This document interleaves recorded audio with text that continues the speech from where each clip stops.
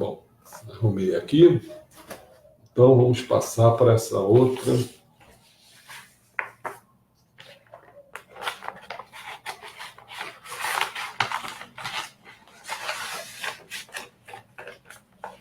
Juliano, corta aqui. Nem sei se precisa cortar, não.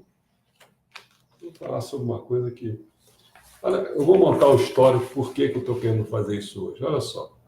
Estou eu lendo esse livro. Um livro de literatura. Que eu comprei e tal, né? De 400 e poucas páginas. Não, 352. Estou lendo. Aí toco a leitura, valendo. E aí eu fico vendo, assim, puxa vida, coisas que batem, coisas que não batem. Porque eu destaquei 160 livros, tá certo? E aí comecei a procurar, disse assim, caramba, e agora? É para você ter uma ideia, fiz lá umas folhinhas, deixa eu ver como que tá. Fiz umas folhinhas, comecei a ajeitar para lá e para cá. E aí eu vi que eles têm aqui, aliás, eu não cheguei a contar, mas tem mais de 100 livros aqui que eles apontam, tá certo?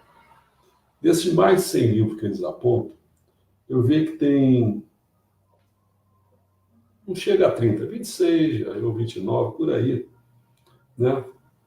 Que eu fui vendo assim, pô, esses livros são bons e tal, né? Mas não tinha a ver com o que eu tinha destacado. Eu só vi que só tinha destacado, quer dizer, como se fosse esse livro com o que eu indiquei, só tinham realmente 9 aproveitados. Interseção de 9. Interseção de 9. Bom, tudo bem. É escolha, né? Mas aí, no último, olha só, no último, que é aí que é a hora da literatura contemporânea, eu só consegui, assim, pensar 2 que seriam, assim, interessantes. Um deles, que é aquele Salman Rushdie, que ele foi condenado pelo Ayatollah Khomeini. O pessoal disse que queriam que matar ele. Então, eu acho que ele é paquistanês, se não me engano. Mas estudou muito pela Índia, por ali, naquele lugar ali.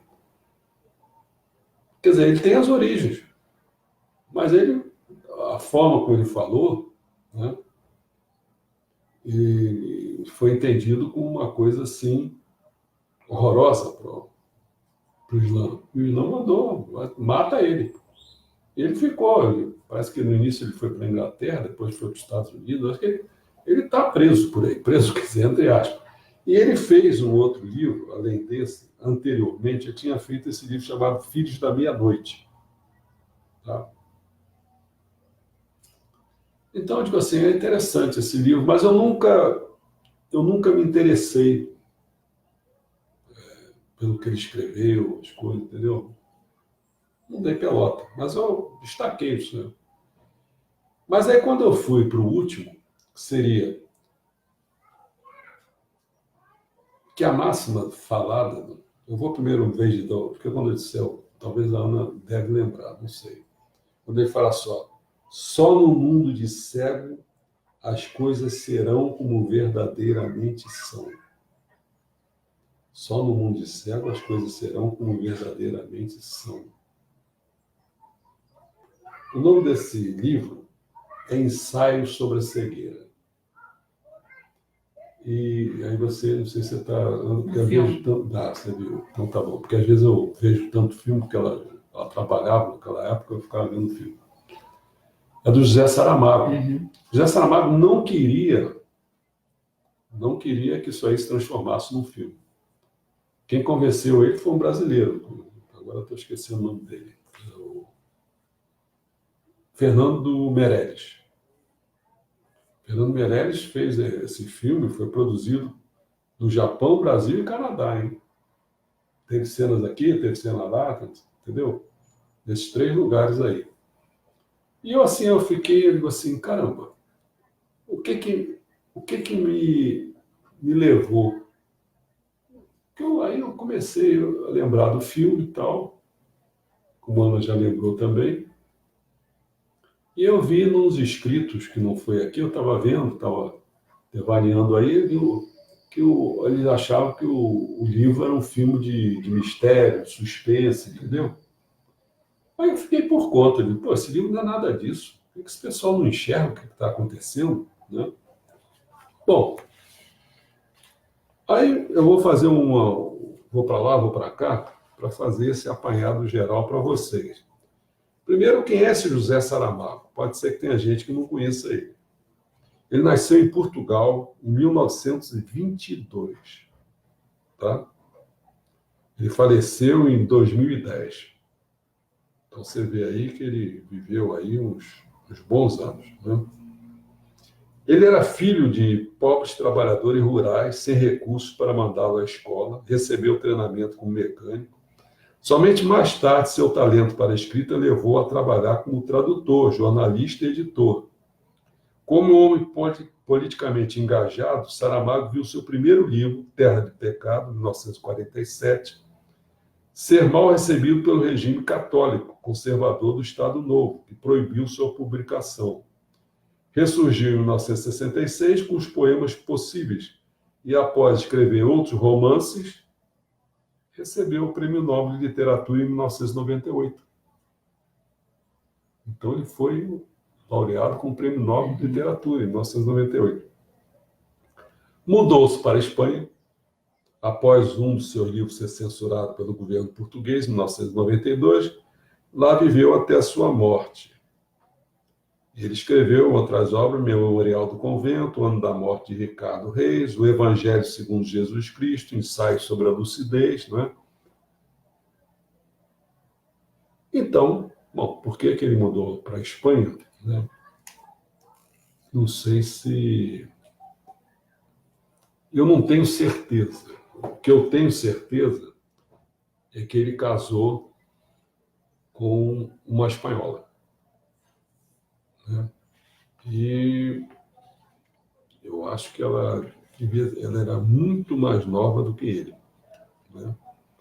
E eu vi esse filme, que é José, que é José Saramago, e Pilar, que era o nome dela, né? A mulher era 28 anos mais jovem do que ele.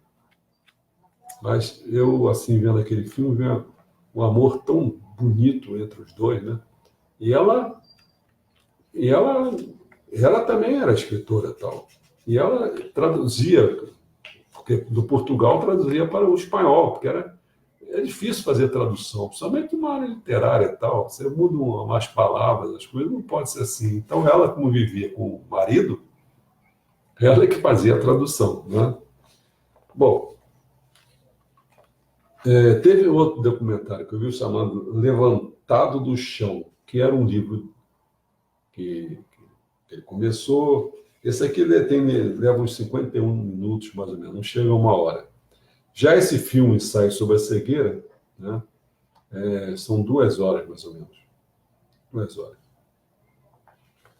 Então ele foi rodado, né, como eu falei, no Canadá, em Toronto, em São Paulo, em Osasco, no São Paulo, Montevidéu, no Uruguai. Bom, qual é mais ou menos a ideia? Por que eu acho assim que o pessoal... Eu vou dar uma ideia, depois eu vou tentar aprofundar. Vou fazer assim. Numa cidade grande, o trânsito é subitamente atrapalhado quando um motorista de origem japonesa não consegue dirigir e diz ter ficado cego. Ele é ajudado a chegar em casa por um homem que acaba por roubar seu carro. No dia seguinte, ele e a mulher vão consultar um oftalmologista, que não descobre nada de errado com os olhos do primeiro cego. Esse diz ainda que uma luz branca impede sua visão. Pouco tempo depois, todas as pessoas que tiveram contato com o primeiro cego, sua esposa, o ladrão, o doutor, os pacientes da sala de espera do consultório, também ficam cegas. O governo trata a doença como uma epidemia e imediatamente coloca de quarentena os doentes, em uma instalação vigiada o tempo todo por soldados armados. A mulher do oftalmologista é a única que não é afetada, mas ela finge estar com a doença para acompanhar o marido em seu confinamento, né? Só para vocês terem ideia, né, quando eu vi a cena que o Saramago está assistindo o filme, né, que aí você não vê não é no Pilar, José e Pilar, não. Você vê nesse outro filme aqui, que é o Levantado do Chão. Você vê, ele fica emocionado com o filme, porque ele não queria que fizesse o filme, né? Mas ele gostou desse Ele disse trabalho. assim, Fernando, estou tão feliz por ter visto esse filme. Feliz como estava quando acabei de escrever o livro. Quando acabou de escrever o livro. Quando ele escreveu o livro, não foi nada disso. Não foi fácil para ele. Né? Não, olha só. Ele sofreu. Foi. Ele disse assim, ó, ele falou, por ocasião da publicação, da apresentação pública do seu livro, né, Ensaio sobre a Cegueira, ele disse assim, este é um livro francamente terrível, com o qual eu quero que o leitor sofra tanto como eu sofri ao escrevê-lo. É um livro brutal e violento, e é simultaneamente uma das experiências mais dolorosas da minha vida. São 300 páginas de constante aflição. Através da escrita, tentei dizer que não somos bons e que é necessário termos coragem para reconhecer. Isso é mais ou menos como o Meixo Sama falou. Até agora vocês fizeram a Bíblia do lado do bem. Né? Cristo, todo mundo só explica Deus do lado do bem. E Deus criou o bem e criou o mal. Eu vou explicar o Deus do lado do mal. Entendeu? Então explicou dos dois lados. Bom, ele faz uma descrição fluida, misturando o discurso direto com o indireto, dispensando recursos como parágrafo, travessão e aspas. Bom, tudo isso aí. Isso não interessa, muita coisa assim. Detalhe de escrita, né? Detalhe de escrita que é interessante para a literatura. Né? Eu não sei, porque agora eu estou vendo filme, estou vendo literatura, estou misturando as situações. Mas vamos lá devagar. Dispensando recursos com parágrafo, travessão e aspas, você pensa só o que é isso. O discurso direto fica entre vírgulas, e para não confundir muito o leitor, o autor usa letras maiúsculas para o diferenciado indireto. O resultado são frases demasiadas longas que se tornam uma escrita confusa e que inicialmente até pode parecer difícil, mas essa dificuldade desaparece com o decorrer da leitura. Ou seja, ele está inventando uma nova forma literária. Bom, o motorista parado no semáforo subitamente descobre que está cego. Começa desta forma a história de uma epidemia de cegueira que ninguém sabe explicar.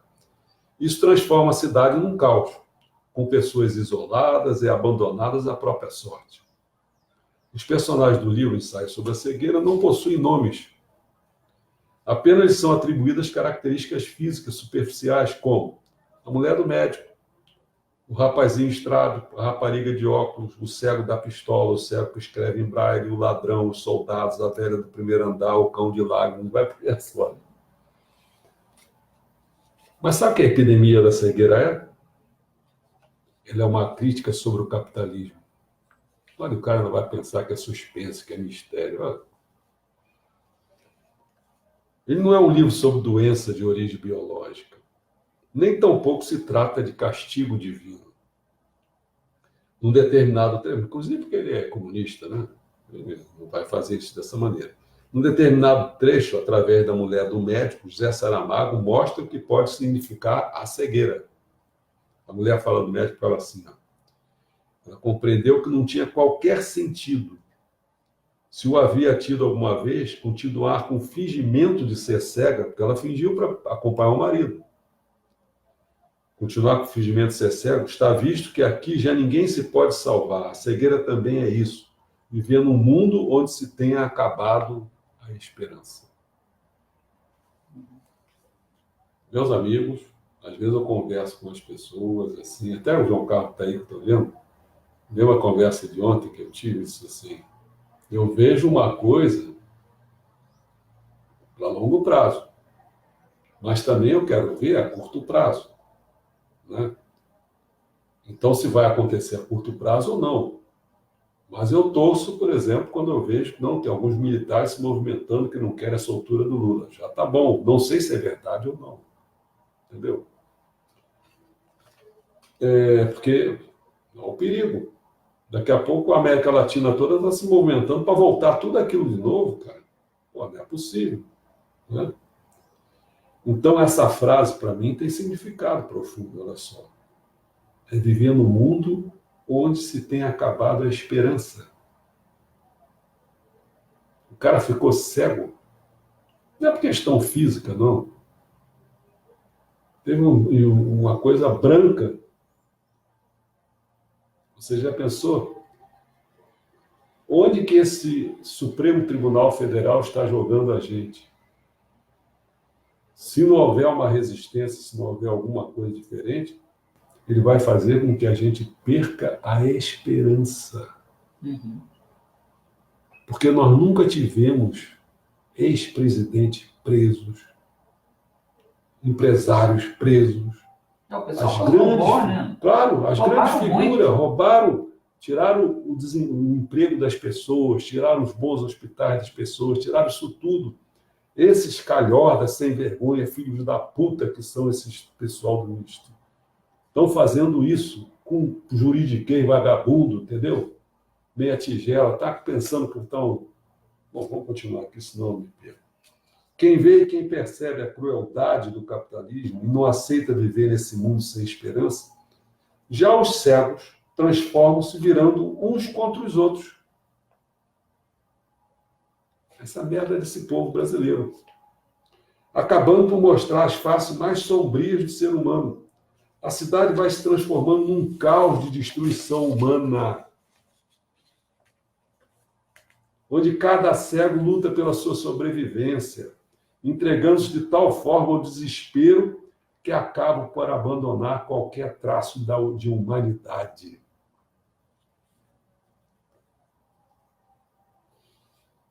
Sabe que a figura da mulher do médico fala? Fala daquele velho ditado: o pior cego é aquele que não quer ver. Lula quer ver alguma coisa? Não, não vi nada. E essa patotinha deles, sem vergonha, de fanático, de burro, de ignorante, também não quer ver nada. Acha que ele é criminoso. Ah, porra, cara. Tá maluco, cara? São boquinhos? São o quê? Burro mesmo? Sei lá o que é.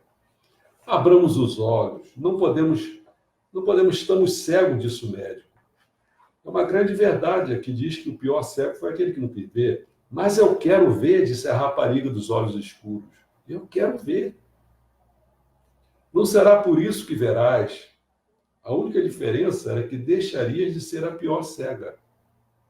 Olha só. Já pensou? Desse mundão aqui, daqui a pouco você vai ganhar o título do menos cego. Mas tu é cego, pô. Não, mas é menos cego. Menos cego porque vê umas coisinhas, uns detalhezinhos aí. Daqui a pouco é a passagem que aumentou 20 centavos. É isso, seu cego, porra. Não está vendo buraco mais embaixo, não? Eu não falo quando esse Paulo Gerdes não administrou nem uma birosca, porra. Vai querer administrar o Ministério da Economia? Já quer fazer reforma da Previdência. E cadê a arrecadação? Aumentou a arrecadação para fazer um negócio desse? Aí quer tirar o dinheiro dos outros. Ah, cacete.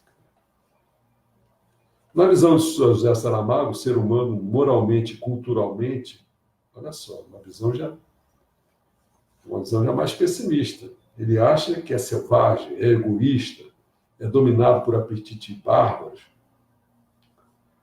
é animalesco, precisa de ser controlado, seus apetites precisam ser domados, ele precisa da ordem, da justiça social. Aí, bom, que apenas o comunismo pode garantir. Não é bem assim. Né?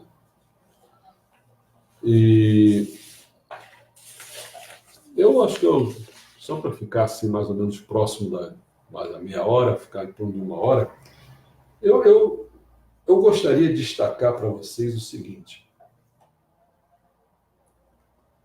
que aqui tem até uma coisinha que ele faz assim: a sociedade é afetada por uma cegueira metafórica, falta de empatia, bom senso e moralidade. Isso não acontece com a gente? Uhum. É uma cegueira que esse povo brasileiro tem, por ignorância. Aí depois, como resultado, membros da sociedade são afetados com uma cegueira física. Aí é aquele negócio, como é que chama aquilo? É uma materialização, não sei o nome, pessoal, uma somatização. Começa a somatizar. Começou no espírito, partiu para a matéria. Aí a sociedade procura encarcerar, pôr em quarentena e conter os afetados. É o que vai saber fazer. Bota todo esse cego, aí o cara fica desesperado, aí o cara não tem emprego, aí cai em depressão, aí fica não sei o quê, aí começa a roubar, aí vai formando o quê? Vai formando hospitais, manicômios, vai formando prisões, é isso que a gente está querendo. Aí combina o quê? Novas sociedades se formam em meio à cegueira, à medida que as anteriores mergulham na escuridão. Sabe o que quer dizer isso? Vai ser formado, sabe o quê? Já sei. Você gosta do CV, Comando Vermelho? Você gosta da Falange, não sei o quê? Você gosta dos amigos dos amigos? Você gosta... É isso que vai formar, cara. Todo mundo lá na escuridão formando organizações. E aí, como é que é? Os que saem, já saem de lá para roubar, para mandar para formar essa coisa. Então, é isso. É armamento mais pesado que o da polícia, pelos agrotóxicos, não sei o quê. É isso que nós queremos. Por isso que esse filme é bom, né? Esse ensaio sobre a cegueira. E o cara ainda está querendo ver o filme como... Eu fiquei por conta, pô. Como suspense, como pô, tá maluco? Um negócio profundo, né? Profundo, cara. Ele não ganhou o prêmio Nobel porque... Escreveu um suspensinho. Um suspense, porra. Eu gostaria de destacar umas coisas para vocês. Se vocês quiserem, mais ou menos assim, é você olhar, porque às vezes as coisas que são escritas hoje, elas têm similaridade com outras que foram escritas, outras anteriores, entendeu como é que é?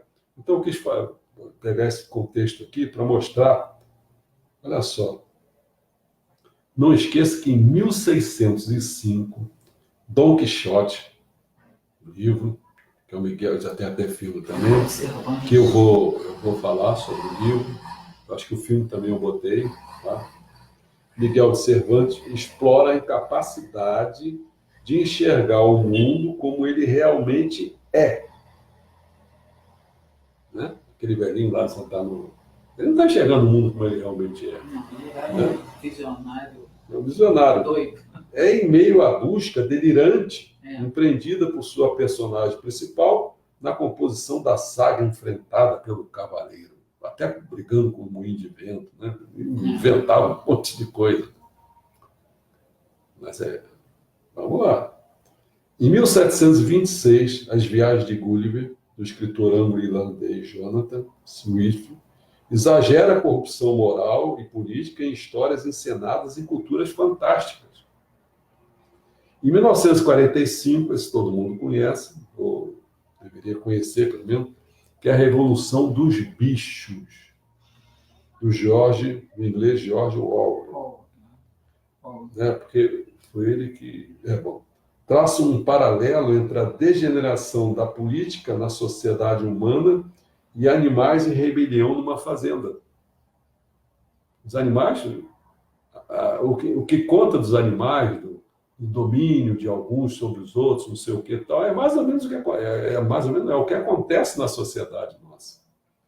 E, finalmente, um último que vocês devem ver, que é de 2008 a 2010. É uma escritora estadunidense chamada Susannah Collins, que ela publica, sabe o quê? Jogos Vorazes. Apesar que esses Jogos Vorazes, em termos de filme, não são apenas um filme. Esse é o primeiro, o segundo é Chamas e o terceiro é Esperança. Esperança 1 e Esperança 2. Esses 4 filmes vale a pena ver, em que emprega a sátira alegórica para indicar o poder da mídia como instrumento político na sociedade norte-americana contemporânea. Olha só. O poder da mídia como instrumento político na sociedade norte-americana contemporânea. Se é que eu me lembro direito do filme, ele é mais ou menos o seguinte, ele é é uma época dos Estados Unidos, que não chamava Estados Unidos, chamava outra coisa, eu acho que tinha 212, era dividido em 12. Então eles pegavam dois de cada um desse local, então dava 24. E nesse 24 eles faziam uma disputa entre eles, mais ou menos análogo, guardado as devidas proporções. Não chega a ser um circo romano, mas não teve às vezes umas coisas da mídia que criaram, como é que era aquele negócio? Criaram sobrevivência, né? Não criaram essas coisas assim. A gente assistia até um programa que eu me esqueci já o nome, era um antigo que eles davam coisa para a pessoa comer. Não sei. Aquele. Esqueci. Bom, então, aí uma pessoa, uma garota, né? Uma moça lá, ela era boa de flecha e tal. Então ela vai, e aí é que vai dando o panorama todo e gera esses 4 filmes, Jogos Vorazes. Eu podia falar mais coisas, mas acho que eu já dei um recado assim, mostrando como a gente. Eu tentei passar isso, né? Tentei passar da seguinte maneira: camarada, a gente tem que. Eu sempre olhei as coisas dessa maneira. Eu nunca fui ao cinema, quer dizer, já até me diverti também, olhando assim um pouco do lazer, algumas coisas. Mas muitas vezes que eu ia ao cinema e lia livros, eu não leio livro para ficar de bobagem. Não, eu leio livro para sentir o que aquele autor traz de maneira que eu veja em termos da sociedade, da coisa, e aprendendo em termos de moral, em termos de tudo, quer dizer, de ética, né? De economia. Você aprende muita coisa por documentários, por coisas assim, entendeu? Então é rico essas coisas. Então eu tentei passar isso hoje para vocês, motivado por essa coisa que eu vi, dizendo que esse filme era isso, o livro era isso, e pô, não é nada disso, cara. Aí os caras se acham grandiosos, pô, cara, não sabe ver as coisas, né? Então, pelo menos eu queria passar a isso, que um livro, ele pode trazer muita reflexão para a pessoa. Muita coisa assim de aprendizagem para a pessoa. Um filme também é muito rico. A música também é muito rica. Então, essas memórias todas que estou fazendo, eu espero estar trazendo cultura para as pessoas. E sempre chegando perto da cultura revolucionária messiânica, de Meixo Sama, né? Então, amanhã eu falo. Amanhã eu já vou falar sobre a questão do portão aberto, o que representa isso, né? Ensinamento Meixo Sama. No dia seguinte, lá na segunda-feira, já vou falar sobre o significado de Deus, né? Vou fazer aí um apanhado. Eu não posso fazer muita coisa, porque eu sempre não gosto que eu fale isso, mas eu só falo isso para esclarecer as pessoas que tem muita coisa para ser vista. Mas eu só vou fazer só vai dar tempo para fazer assim mesmo o primeiro item do significado de Deus. Porque tem lá, acho que 10 itens, eu não posso fazer. Já com um eu já não consigo cumprir em 1 hora, imagina fazer 10. E também não posso ficar preso neles, senão aí já dá 10 encontros, já dá quase 3 meses, não pode ser assim. Então, entendeu como é que é? E na terça-feira eu não vou fazer nada, porque eu vou ao Rio, vou me encontrar com... Ela não está aí hoje. Vou me encontrar com a Ana Messiânica, a gente vai bater um papinho, vamos lá trocar de orelha. Você vai também fazer revisão do seu marca-passo. Fazer revisão do meu marca-passo também. Tá bom? Então, até amanhã. Amanhã às 3 horas. 3 horas. Né? 3 horas da tarde. Tá bom? Obrigado. Até logo. Tchau.